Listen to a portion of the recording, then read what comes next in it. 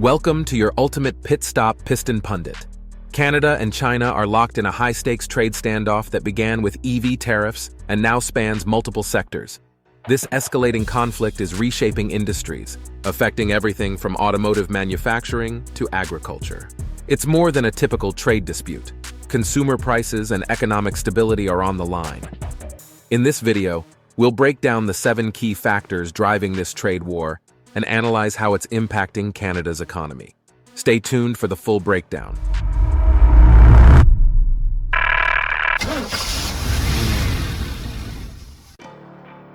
Factor number 7, Canada's EV tariffs, a risky play or a strategic move. Canada's decision to impose a 100% tariff on Chinese electric vehicles sparked a trade war, drastically shifting relations between the two nations. The Trudeau administration defended the move, accusing China of dumping EVs at unfairly low prices, undermining Canadian manufacturers. While this aims to protect domestic industries, it raises environmental and ethical concerns over China's labor laws and regulations.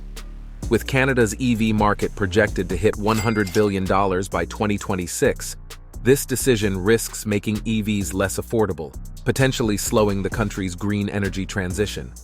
Is Canada safeguarding its future or jeopardizing its role in the EV revolution? Factor number 6, China's Canola counterattack, a strategic strike. China swiftly retaliated by targeting Canada's agricultural sector, launching an anti-dumping investigation into Canadian canola exports, which make up over 50% of Canada's canola sales. Beijing accused Canada of selling at unfairly low prices, a serious threat to the country's canola industry. As a result, canola futures dropped 7%, while rapeseed prices surged by 6%. With Canadian canola imports to China up 170% year-on-year, the situation is dire.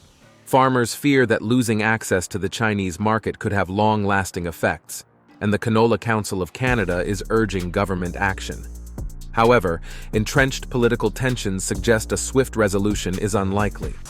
Factor number 5, steel and aluminum, Canada's industrial backbone at risk.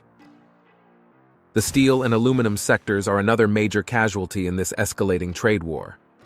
Canada imposed a 25% tariff on Chinese steel and aluminum, citing concerns over unfair pricing and labor practices. While intended to protect domestic industries, the impact is already being felt across the economy. Steel and aluminum are crucial for sectors like construction, manufacturing, and automotive production. These tariffs are expected to raise costs for businesses reliant on these materials, which will likely pass on to consumers, driving up prices for goods such as vehicles and household appliances. With supply chains still strained from the COVID-19 pandemic, these tariffs could lead to delays, job cuts, and reduced production, hindering Canada's economic recovery and exacerbating inflationary pressures.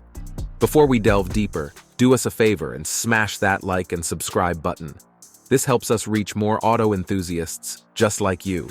Now let's shift gears and steer towards our next point. Factor number 4, farmers on the front line. Agriculture takes a heavy hit. Canadian farmers are bearing the brunt of the trade war. China's targeting of canola may soon extend to other key agricultural exports like barley, pork, and wheat, potentially erasing billions in revenue. Agriculture is crucial to Canada's economy, especially in rural communities. Long-term trade restrictions with China, Canada's second-largest agricultural trading partner, could severely impact farmers and devastate rural economies. Farmers are calling for government intervention, but trade disputes rarely resolve quickly. Even if the conflict ends soon, it may take years for Canadian farmers to regain lost market share in China, leaving long-lasting economic scars on the agricultural sector and complicating future planning. Factor number 3, the consumer price shock. What lies ahead for Canadians? While agriculture and manufacturing dominate the headlines, the average Canadian consumer is also feeling the impact of this trade war. Tariffs on electric vehicles, steel, and aluminum are increasing production costs, which are passed on to consumers, leading to higher prices for everyday goods. Electric vehicles, already more expensive than gas-powered cars, are becoming less accessible, potentially hindering Canada's green energy goals. Beyond vehicles, The rising cost of steel and aluminum affects everything from canned food to household appliances. As inflation continues to rise, the cost of living for Canadians is set to increase, putting further pressure on household budgets. Without a resolution to this trade conflict, Canadians could face significant economic challenges in the months ahead. Factor number 2. Trudeau's high-stakes gamble: diplomacy versus economic blowback. Prime Minister Justin Trudeau is positioning Canada's tariffs as part of a broader strategy to hold China accountable for its labor and environmental practices. By taking this stand, Trudeau signals that Canada won't yield under economic pressure. However, this approach carries significant risks.